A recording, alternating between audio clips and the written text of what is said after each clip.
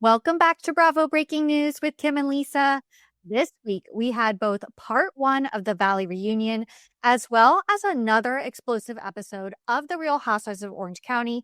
And let's just say the lies just keep on coming. The lies. The lies on both shows. So Brittany's calling out Jax, and it's actually even worse than what we initially thought. Meanwhile, over on the OC, Tamra is doing her best to launch this smear campaign against Katie, and it's kind of working. She's exposing another instance where Katie was caught talking to the bloggers. Yeah, crazy, crazy. I also have a personal update regarding Tamra Judge that I don't think even you know, Lisa. I'm going to share that a little bit later in the show when we get to OC. So stay tuned. But before we dive in, hit that subscribe button so you don't miss any more Bravo breaking news. Okay, I can't wait to hear about this. So, okay, just quickly on the Valley, we're not going to do a full recap, but wanted to touch on it since we did cover most of the season. Um, part one, a lot about Jackson Brittany. And Brittany's really not holding back, which I am so happy about. Like, girl, you've defended him for so long. Like, just let it all out. And, you know, we hear some really awful things. One, he's saying, like, Andy asks, what's the status of your divorce? And Brittany says it's ongoing. And she says, he's waiting to sign because he didn't know if he was going to be kicked off the show. And if he was going to be kicked off the show, then he wanted to pursue alimony from me. Oh, Yeah, no, I think it was actually Jax that admitted that. He was like, "Well, I was kind of waiting to see what my status on the show was." Cut to what, like 2 months after the reunion, you're fired. So now we know what his ulterior motives were to wait to see what the status of his, what his financial status was going to be, so he could figure out not if he was going to pursue, but probably how much. and the bar's shut down, right? Like, I've seen all these things online that Jax's Studio City is no longer. So what is he doing? Apart from eBay, of course. Oh, nothing. This man has no job, no financial opportunities. Um, like he might still have a podcast, but to be honest, who's listening to that podcast? He was supposed to go on a podcast tour that got canceled. He has no ways to make money because he's ruined all of them for himself. Yeah. And now Brittany is going to be responsible for paying for this man's life. Like, I can't deal with this. I cannot deal with it. No, it's bad. And then Brittany goes on to detail like just how awful it was when Jax found out about the Julian thing. It wasn't just the coffee table that he threw that bruised her. She said he was throwing bar stools. He was, just raging around the house and even threw her in the bushes, which Jax immediately denies. And Brittany says, I have it on my Ring camera.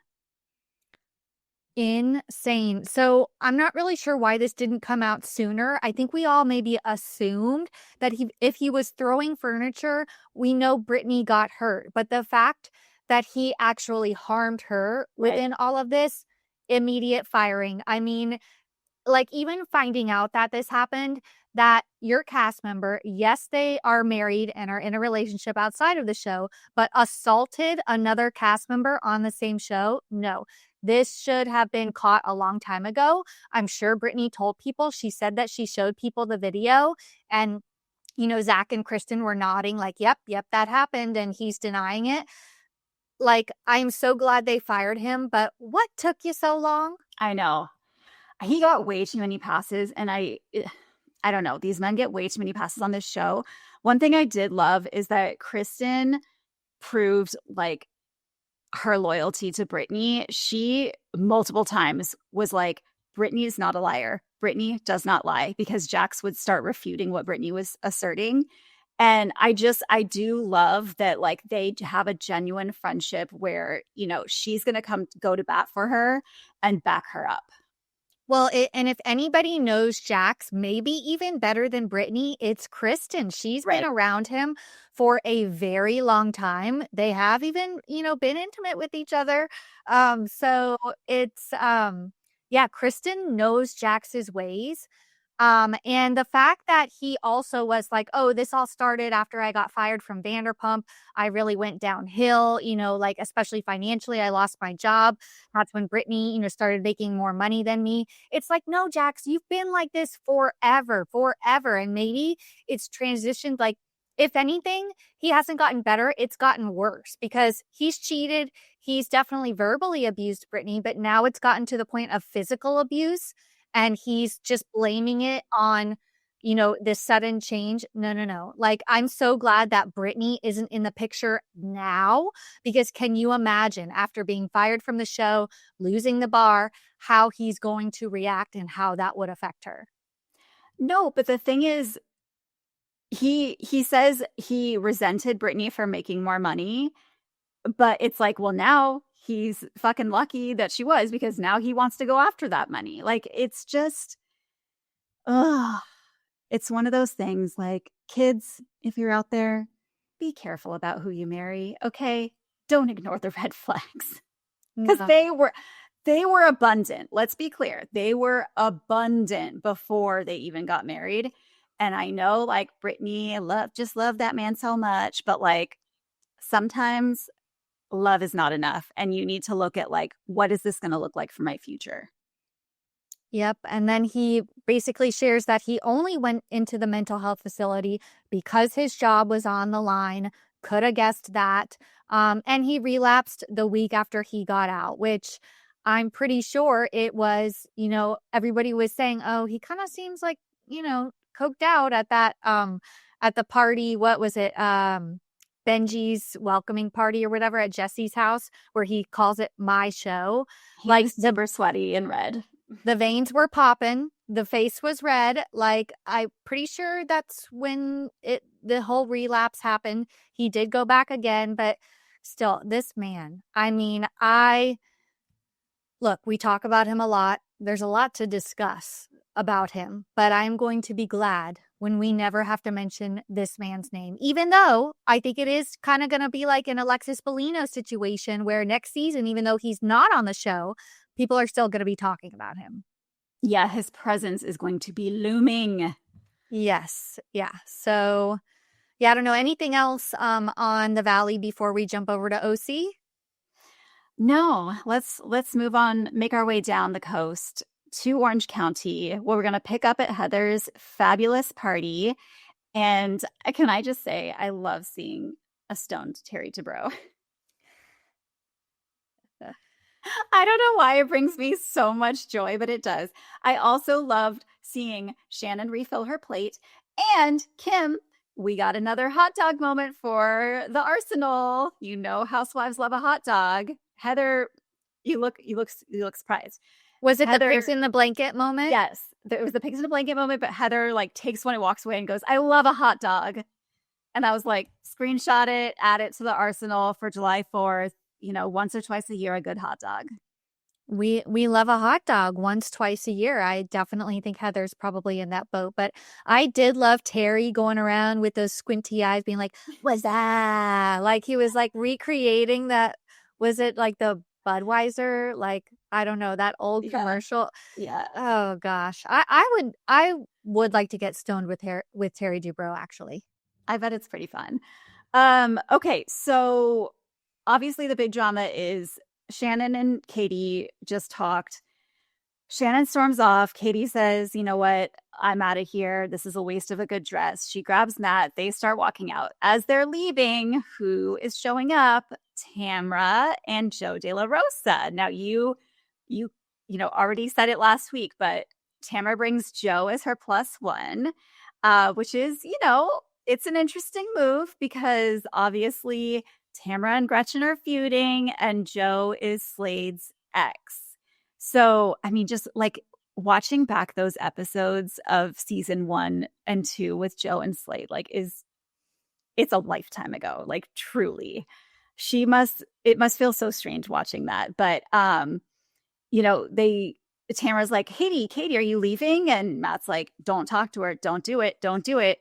Katie should have listened. She starts talking to Tamara, and of course it goes left. And, Matt's like, you started it. And Tamara's like, I started it. She's the one who recorded Shannon. Like, I didn't record Shannon. Yeah, but you talked about it. Okay, true. But like, Katie's the responsible party here. So, she says, I've always supported you. And then Katie's like, no, you didn't. You called me a cunt. Just last year. And yeah, then it turns to the whole, well, you talk to bloggers. And so it's like, it just escalates immediately. And, Matt's like, Katie, let's get out of here. So here's my update on Tamra that I teased before the show. So I was blocked by her, right? Now I am actually followed by Tamra Judge. Tamra not only unblocked me, but also followed me and has actually slid into my DMs a couple times. Okay. So Tamra, if you're listening, hi, we're here and we're going to be talking about you. So, yeah, I'm not sure you're going to like what you hear. But we will be talking about you. I am starting to question whose side I'm on because we've talked a lot of shit about Katie. She's talking to bloggers. She's in way over her head. But is this all really tying back to Tamra Judge? I mean, she walks past Katie and pretends like she is just so innocent in this. And Katie has a point. You're the one that brought it out. Yes, Katie recorded Shannon. That's absolutely, I hate that. I would never be friends with somebody who did that to me. But Tamara is the one who brought it to the group and told everybody. And the same thing goes with later in the episode with Kiki Monique, which Katie is denying. So I don't know. Heather seems to think that Tamara has changed. And once again, we get Heather campaigning, for Tamara throughout the party. She's telling everybody she's in therapy. She's really changed. But Jen is not falling for it. And neither am I. And Jen clocks her so well every time. She's like, look, Tamara's going through a hard time with Teddy. We get it. And I get it too. But when we're going through a hard time, like with Ryan's investigation and with, Slade's son going through all those issues, she doesn't give us any grace. She is her same old nasty self going after us, saying horrible things to us. Why should we, we're going to be that way because we are decent people, but why should we be giving her any grace because she's going through something now? And I just thought she, said that so beautifully. No, she did. And that's a great point. It is a great point. If you want to be given grace, then you have to extend that grace to others. And she doesn't have a track record of doing that. So I get Jen's point, and I love that Jen also said, I'm going to because I'm a decent human, but why should I have to go out of my way? Why should I have to, bend the knee or whatever? She's done doing that. Now, I do want to, this is jumping around a little bit, but the whole single white female, Jen is trying to be Tamra, or Tamra's trying to paint the picture of Jen is trying to, become me. Where do you stand on this? Who would ever want to become Tamra Judge? I will say she looks great. Her face looks great. She has a great body. She looks great for her age. Tamra, I will give you that. But Jen is beautiful as well. She was beautiful before in those photos that Tamra tried to send out. She's beautiful now. I don't think that Jen is trying to do anything specifically to be Tamra. The extension thing, is a little weird. I don't know. Where do you It's a little weird. So when they got to that, I was like, oh, okay. It was just a funny thing. But the weird part is it was before they were friends. It's one thing if I'm going to the salon and they're like, oh, your friend Kit was just here. I just took these out. And I'm like, oh, let me put them in and take a picture and send it to her. That wasn't it. They weren't friends then. And so she says, and then when I met you, I said, oh, I have such a funny story. So that is a little borderline. weird. But I don't think she's trying to become Tamara. Well, don't you think it's like the hairdresser's fault though? Because surely Jen didn't go in and be like, hey, I think those are Tamara's extensions. In fact, I'm obsessed with her and I know those are Tamara extensions. Put them in my hair now. Like the lady was probably like, oh, I just had a client actually, Tamara Judge, who's here and happens to have the exact same hair color. I don't know. I'm giving I mean, Jen hairdressers the are benefit. super messy. I'm giving Jen the benefit of the doubt here because I'll always give Jen the benefit of the doubt. I feel like there's more to that story. Yeah, hairdressers love to gossip and I'm sure love to be messy. So, yes, I'm sure that was, their fault too, but like it's a little strange. Okay, but Jen and Ryan going strong, one of our new favorite power couples. Didn't think which I would nobody say that. which nobody seems to agree with. I did post that on Instagram and it kind of caused a little bit of controversy. Um because I did post this post where I'm like, couples that we, must protect at all costs. It was Danny and Nia. It was Gertie and her husband. It was Ariana and Hudson from Next Gen. Adorbs. And it was Jen and Ryan, who I ship personally. And I said what I said, but not a lot of people agreed with that. They were like, everybody but Jen and Ryan. And did you say, that's my opinion? I'm not, yeah, that's my opinion. I'm not backing down. I ship them and I think they must be protected. Okay, so they're going to get their bottom veneers together because the couple who gets their teeth done together stays together. And Jen is telling Ryan, like, oh, I forgot to tell you, I went up to Tamara at the party and said, I think we need to talk. I think we need to sit down together, as if this was the first time Ryan's hearing this. I hate when they pretend, but anyway. So Tamara said, or I'm sorry, then we also hear Tamara's side saying, Jen's the type of person who pretends like she's nice, but then she goes and posts like nasty things on social.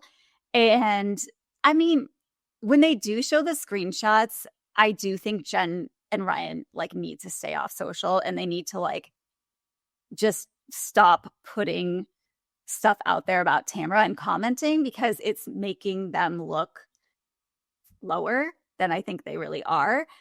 But, I think Jen is like struggling. Like she wants to give Tamara another chance, I think, against Ryan's wishes. And he's just like, good luck to you. Like, don't hold your breath. Like, I don't know if she's changed in therapy and Jen's not convinced either, but I think she's kind of doing it for the sake of the group.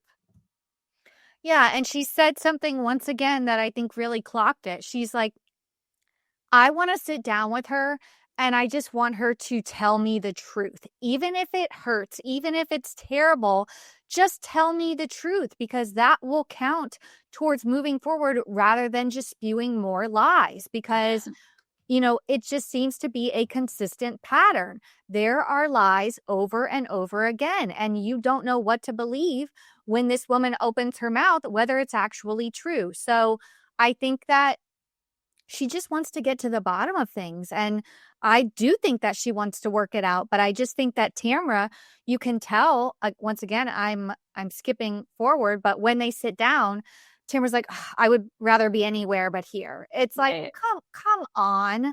Like, it's like everybody is trying to work with you and you're giving nobody like grace at all. And you're acting like you're better than everybody. And it's just, it's not a good look. No, it's not a good look. But what is a good look is Heather's Beverly Hills mansion. I don't know how they did it, but from week 1 to week 4, they've managed to like put the floors in, get it painted, like make it look decent, get the pool cleaned and filled. I mean, she's put in work. And we get our Josh and Josh cameos, which I need more of. I need $1 Million Listing back. We haven't seen a New York $1 Million Listing or $1 Million Listing LA in a long time, and I am missing that. It's a void in my life. So bravo, what are you doing here? These like 1-minute cameos aren't enough.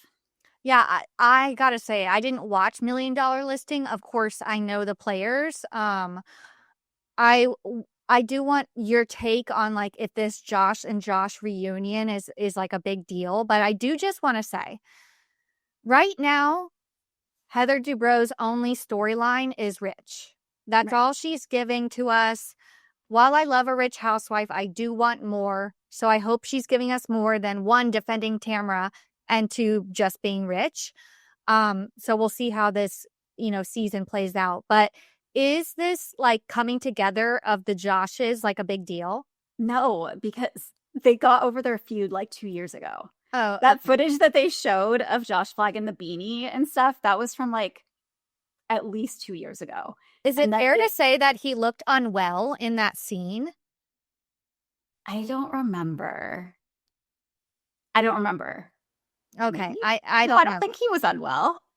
He looked a little tattered, for lack of a better word, I but think you're just not used to seeing his perfectly coiffed like hair. okay. But I Yes. was used to not seeing that. But no, they did have a fault. I mean, listen, early on, like they hated each other. Okay. And then they finally came together and it was great. They were getting along. They were like this trio of Josh and Tracy. They would go to happy hour together, like when they weren't filming and stuff. And then they had a little falling out. I can't remember what it was over, but then they since made up. So yes, they're trying to spin it as if Heather's the one bringing them together again, but that's not the case. Yeah, Heather That's showbiz, baby. kind of seems like she's grasping for storylines here, but hey, I mean if she's gonna, she's bought it for 16s, looking to sell it for 20. She's like, "Oh, like I don't know. That's a $4 million profit. I'd say that's a pretty good margin there." So, but it seems like that's just pennies to the Dubrows. I mean, it's wild. Like, can you imagine? No. Imagine. No. Oh, God. No, and at first I thought they said like 16.1. I thought they said 61. I was like, Oh, I wrote down in our notes, so they bought it for 61 million. I'm like, are you joking me? But 16, just a measly 16. just a measly. Yeah, just let's not be dramatic, Kim. Yeah. So then we see Gretchen and was it Emily and Shannon twisting about in those in that workout class with the aerial workout class, which we've seen before. It's just another excuse to have Shannon Bedore absolutely just give us the comedic relief that we need. I mean, Shannon has got to be one of the most like physically uncoordinated people. And God bless her because she keeps trying. Like she really does try, but she is just so awkward in every way. It's like she doesn't like understand that her limbs are connected to her. Well, she admits she's 60. She can't dance, but she's going to try. She can't do aerial workouts, but she's going to try. So we need like Hannah and Paige's spinoff, like Hannah and Paige do things. We need like Shannon tries things and just Yeah. watch Shannon Bedore like try different activities because it never fails to be absolutely hilarious. But while they're working out, we then have Katie, Heather, and Gina, and Heather going for coffee. And I gotta say, like, these two women hated Katie last season. So now I guess Katie doesn't really have any allies. So suddenly they've come together. Seems a little bit odd to me. Well, I think Katie doesn't have many people to film with at the moment. She has Jen. Everyone else is kind of not very happy with her. And it seems like the way the season is going to go is I don't think she has anyone at the end because I saw like the first few minutes of Watch What Happens Live last night and she was on. So when asked about what's your status with Gina and Emily, and she said, who? So I don't think she's talking to either of them.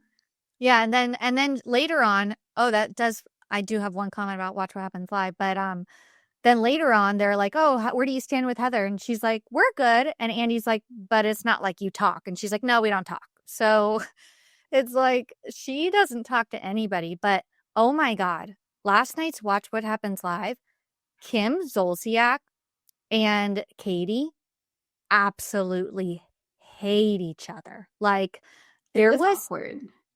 Did you watch the whole episode or no, not yet? No, but I could tell in the first like 30 seconds, Andy says, "Oh, Katie told me something right before we went live.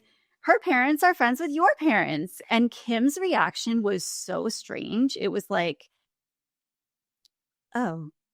And then Katie's like, "Yeah, they go to the same church." And Kim was just like, Well, "Oh, she was like, I didn't know that. She's like, why? I'm sure. No, I'm Team Kim on this one because she's like, well, I didn't know that. It's like she told Andy that, but didn't tell Kim that. And Kim does not have a great relationship with her parents. So I there's don't think just, Katie knows that."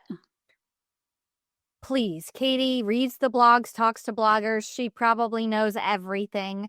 But later on in the episode, she was then they like Andy was like, so people on Twitter are kind of like sensing like a vibe between you and Katie like brushes it off and was like, oh no, we're actually vibing. Look, our outfits are coordinated and we didn't even plan it. Like it's like that's not what he was asking. Like, I don't know. I just feel like this girl, Katie, she kind of gets into trouble wherever she goes. I feel like she just kind of like rubs people the wrong way.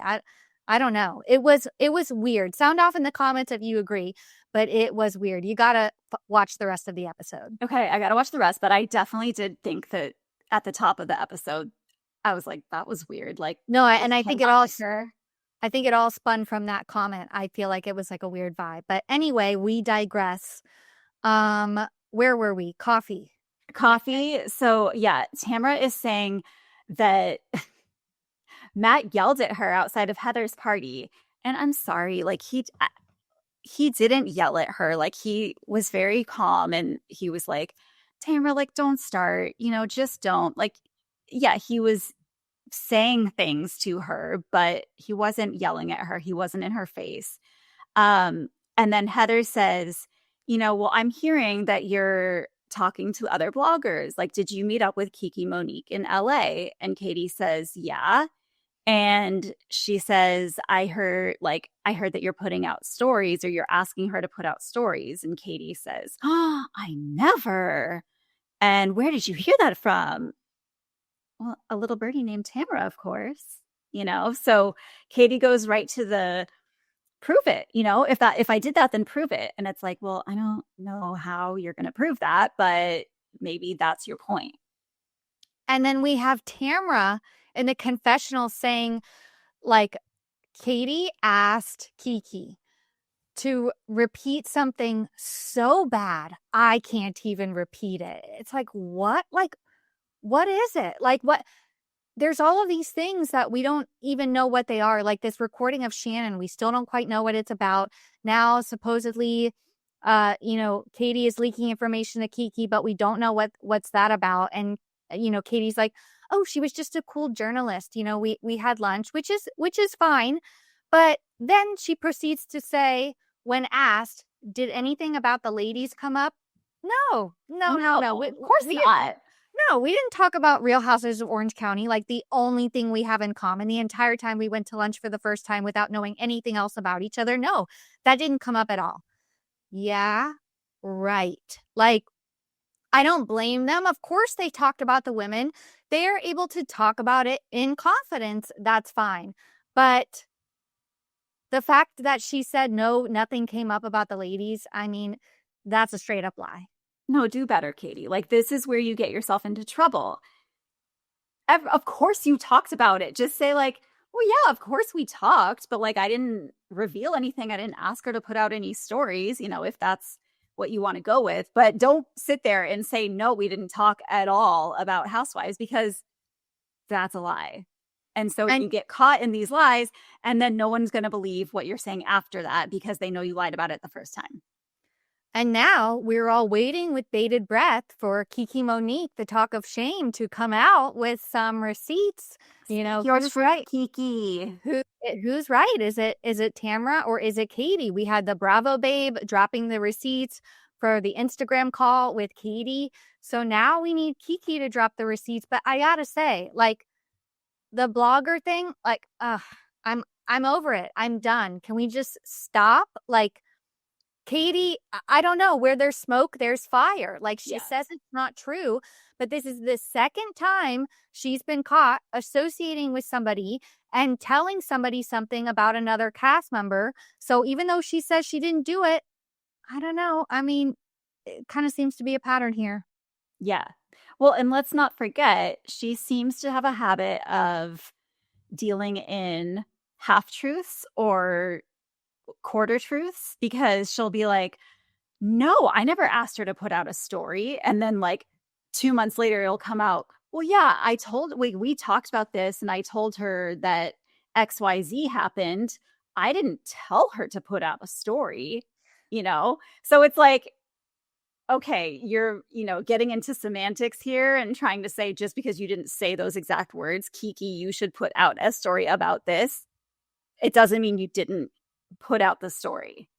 Well, and I do think, there could be a little bit of like, honestly, legal implications here once again, because I'm pretty sure the ladies have to sign some sort of NDA or confidentiality agreement while they're filming to not, say what's going on during the season and not, have any spoilers and stuff. So I don't know. I think maybe Katie's like protecting herself here in more ways than one. I, I just can't figure out if Katie is really like just not that intelligent when it comes to how this all works. I'm not saying I'm not going to like go say she's a dumb person, but like I just don't know if she like doesn't get it or if she is so smart and like she's the Lisa Vanderpump like chess master manipulating all of this and she has some sort of end game or like plan. I don't know which it is. I don't know either. Maybe time will tell, maybe not. I don't know. I just know that things don't proceed to go so well with her throughout the season. And I do think like aligning with yourself, like, look, we're putting ourselves in this bucket too, but Housewives, like aligning yourself with people like us, like doesn't seem like it's like a good idea. So, Don't get down in the dumpsters with us. but anyway, speaking of down in the dumpsters, let's go over to the dinner, between Tamra and Jen because I don't know, things went very low there, like lower than I thought they were going to go. I mean, okay, so Jen sits down and Tamara's just like, what do you want to talk about? And Jen's like, oh, hi, how are you? Okay, let's get into it, I guess. And she's like, all I want from you is the truth. So can you tell the truth as we sit here tonight? And Tamara says, of course, why wouldn't I? Oh, I don't know, Tamara, maybe because you seldom just tell the truth. But anyway, and she's like, where did it all go wrong? And Tamara says, Ryan was coming after Eddie at Katie's house. And so that made Tamra, turn and basically like, okay, Ryan's her new target. And because Jen is with Ryan, then Jen's going to become the new target by association. So yeah, she's basically saying like that's how it all started and all goes back to Ryan and the husbands, which I I want I hate it when like the conflict is sort of these outside factors. Like I want the conflict to stay within the group and not be like, "Oh, your husband said this about my husband." I don't know. Maybe that's just me, but that's how I feel. And I forget which one said, like, you feel like you can say whatever you want, but if anyone says something back to you, then it's a big deal. And they're just both accusing each other of like going low and lower. And then Tamara's like, well, you got evicted and like you can't even pay your rent. And it's just ugly. Yeah, so is there like if there's any sort of like psychologist or, psychotherapist listening, I'd like your input because what is it called when you say things to another person, but it actually describes yourself? Like you are or not projecting. Yeah. projecting, yes, like you're projecting what you are onto somebody else. There's got to be some sort of medical term about this. Maybe Tamara's therapist can weigh in. But this is what Tamara does every single time. She is saying what she does. Like, somebody can say something about Tamara, and instead of just taking it and brushing it off and, like, going about her business, or even, kind of clapping back in a playful way, or, not going super dirty, she decides to go so low to the scum of the earth, bringing up the FBI, bringing out things that are dangerous to these people and their families, like saying that Jen's house was raided to the point where, her children and her, like, custody had to be investigated. Like, this is where she takes things way too far. Somebody Yeah. says something about her that she doesn't like, and then she digs the lowest that she can go to the core of the earth to, like, spew hate about this person, to the point where there is legal action involved, to the point where you are accusing people of having drinking problems, out being an alcoholic, etc. Like, she goes so far. And then she she goes even further and starts talking about how Jen cheated on her husband with Ryan, when Tamra was also caught cheating with Eddie. And then they have this back and forth about that. And then Tamra says, oh, but that's not the only person. There's a second guy that was involved. And then we get into the hair extension thing. So what? Like, sorry, we didn't know Jen with her husband, so, like, I really don't care. I really don't care either. And then she tries to, oh, well, you came to my gym. You were obsessed with me. Like, oh my God. It's like, she's like, my yoga studio was a block away from your gym. Of course I'm going to come to your gym. Like, I don't know what happened to, I thought they were, like, pretty good friends. And now Tamara is suddenly retrospectively throwing it all in her face. Like, Listen, if you watch Housewives back from the time that Tamara joined to now, there is a pattern. She becomes good friends with someone, she becomes close with someone, and then for whatever reason, it goes south and she's done, So, like, this isn't the first time where she has had a falling out with a friend. And it's unfortunate. I think it probably is rooted in some sort of, like, deep trauma that she has, or maybe she pushes people away who get close to her. I don't know. But we've seen it with Vicky. We've seen it with Shannon twice now. And it's kind of sad. yeah, I mean, we're seeing it with Jen now. And that's why, like, I'm not sure I'm so quick to, like, say this is all Katie, because at the end of the day, everything that's come out about Katie, where has that come from? Tamra Judge. And is Tamra Judge the most reliable source, or the person that you can trust to tell things exactly the way that they happened?